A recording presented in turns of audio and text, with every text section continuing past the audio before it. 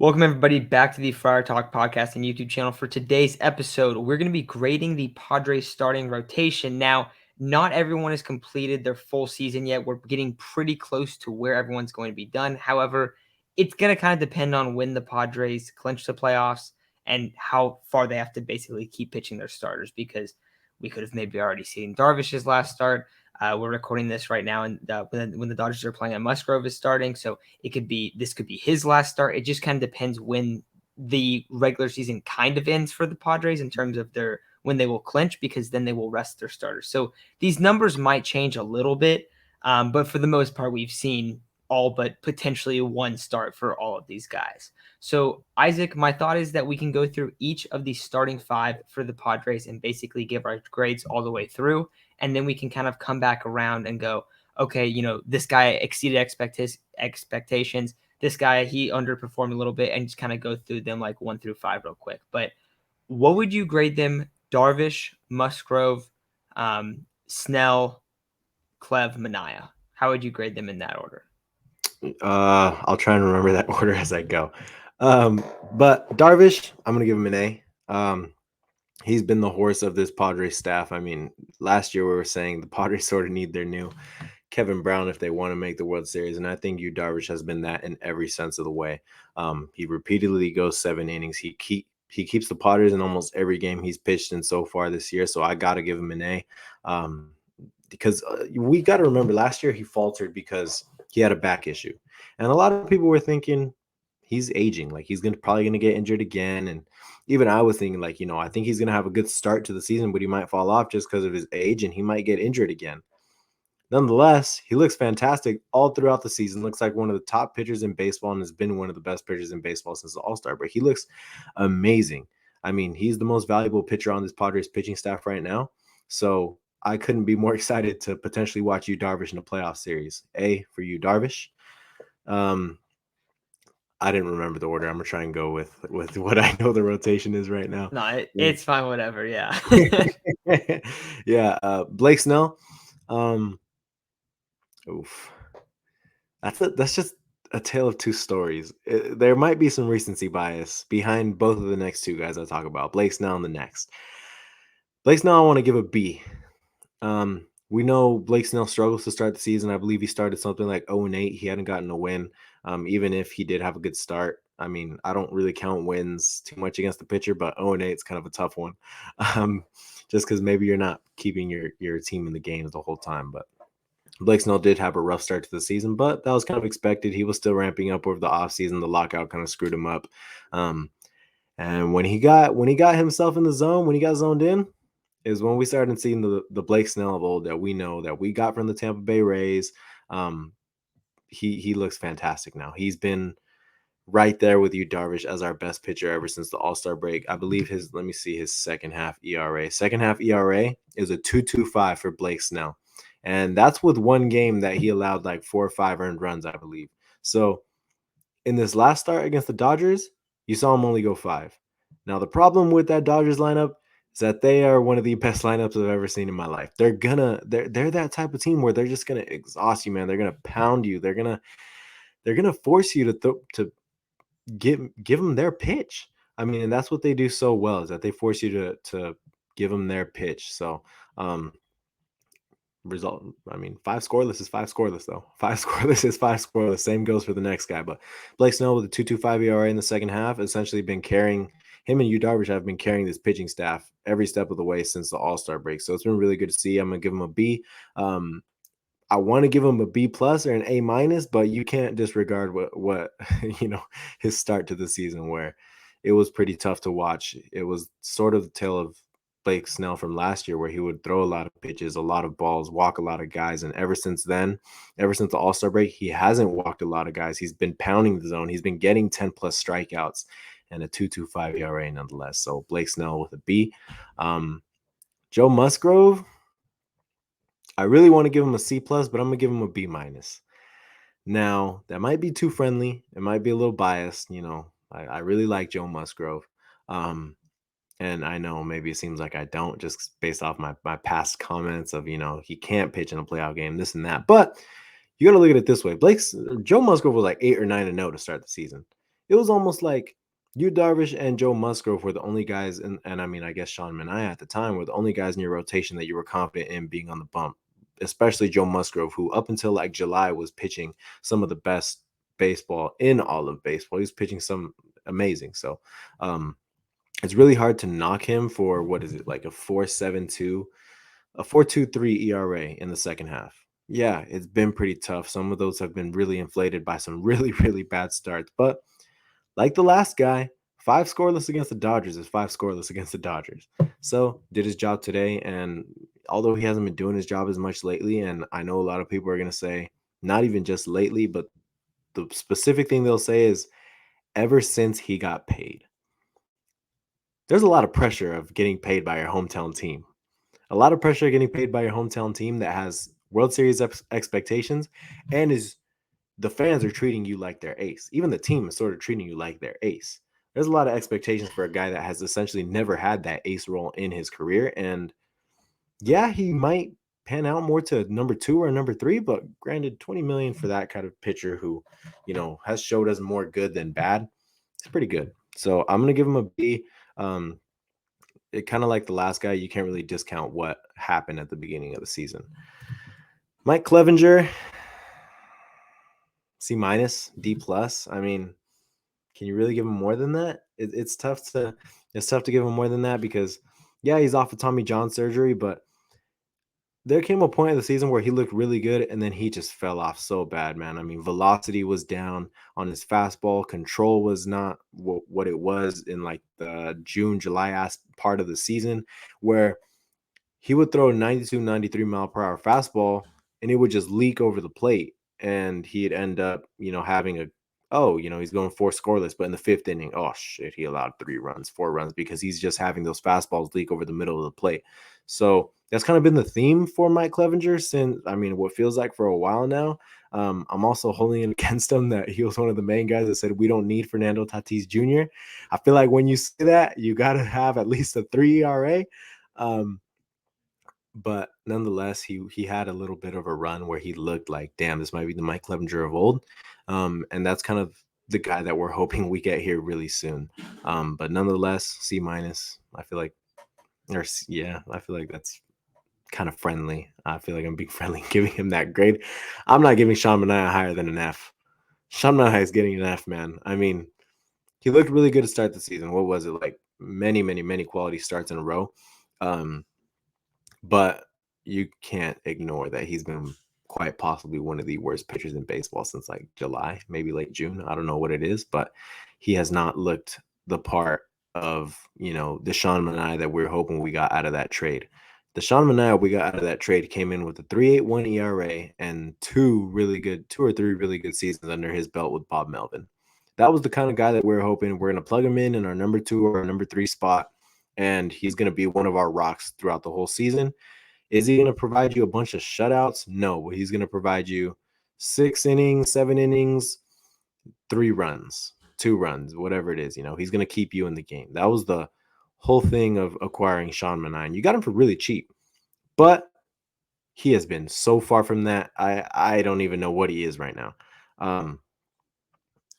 It's gotten to the point where they don't even want to pitch him in these games no more. They don't want to pitch him in these games because we were talking about it not that long ago, and we were saying the Padres are this many games away, or this many have to win this many games in order to get to 90 wins.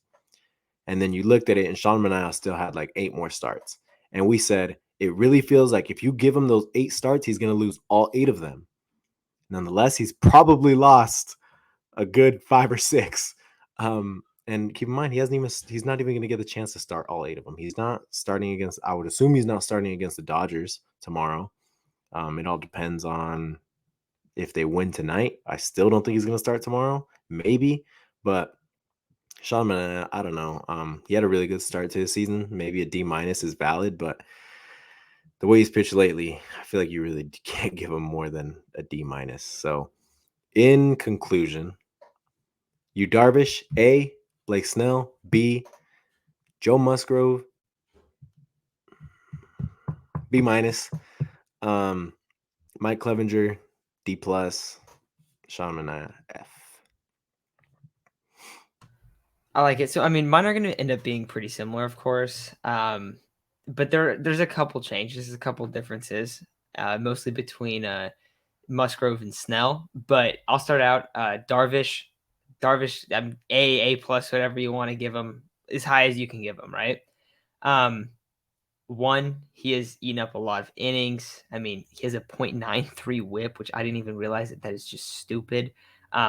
Barely over a 3 ERA, and just very clearly your ace. I also want to add in like a lot of the runs that he's allowed this year have came at a time when, okay, maybe he threw the first 6 innings scoreless, and then he got brought in the 7th inning and they allowed 2 runs or he allowed 3 runs. That's happened multiple times this year. So he's going deep into ball games consistently, and he's giving you a chance to win every single time. I feel like he's done the best out of any of the Padres pitchers at that. And for that reason, I'm giving him an A plus. I think he has the numbers to show it too. I also think that he's a guy that I think it was we were talking with the Padres hot tub guys, and I think I was the highest of us 6 that were there. And I would have never said that he was going to have a year like this. Like, that was the thing. Like, just going through the year, the overall expectations of you, Darvish, weren't crazy high, just given the injury history, given some of the question marks. But he has absolutely delivered and literally deserves all of the praise imaginable, because that was a contract going into this year where you're like, wow, you got to pay Darvish $20 million for these next 2 years. I wonder how he's going to perform. Hopefully, he's not washed. That's kind of the idea of it. Yeah, not even close. He's your ace, and he's going to be your number one guy in your playoff rotation. So perfect season basically for Darvish, in my opinion. More than we could have asked for. So then the second person, and I'm so surprised at what your grade is, Isaac. I'm giving Musgrove an A minus, dude. Musgrove, like, because I'm trying to look at it through the course of the season. Lately, has he been good? No. Have I been a lot less confident in him than Blake Snell? 100%. 100%. But we also got to remember that Blake Snell is struggling a lot early on. And if we take Musgrove's full season, he has the same ERA as Darvish right now heading into tonight's game. And it's going to be lower because he just threw 5 scoreless. So he's going to end the season with the lowest ERA on the team. Now, I still think Darvish has pretty clearly outperformed him. I don't think that ERA is going to be the number you're going to look at. Similar to how we were talking about wins a little bit earlier, and you brought up like, okay, I'm not going to really hold wins that accountable for these pitchers. Like, it's kind of out of their control. But Musgrove still put together a good season. He's going to throw right around 180 innings pitched, a little over a 1 WHIP.